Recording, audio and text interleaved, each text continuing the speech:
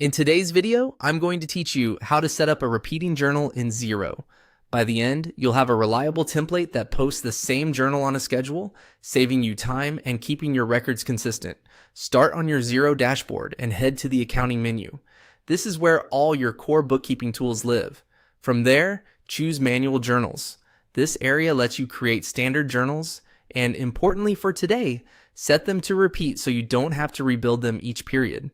Next, select New Repeating Journal. Think of this as creating a template.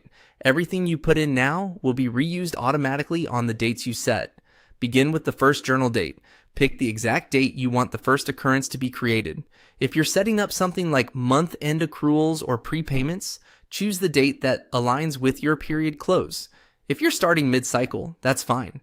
Just choose the next appropriate date you want it to run. Now, set.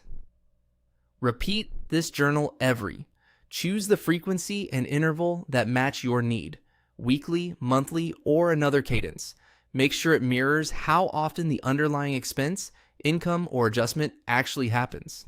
It's a good idea to align this with your reporting cycle so your accounts reflect activity in the right periods. Add a clear narration. This is the story behind the entry. Use plain language that explains the purpose, such as monthly software subscription allocation or quarterly depreciation. Good narration makes reviews, audits, and troubleshooting far easier later on.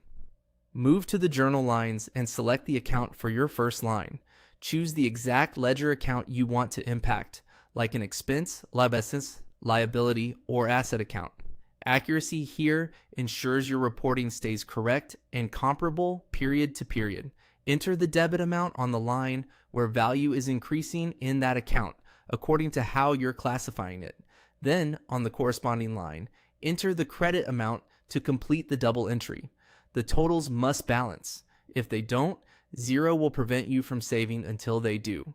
Use the correct side for each account type to keep the entry meaningful and consistent with your accounting policy.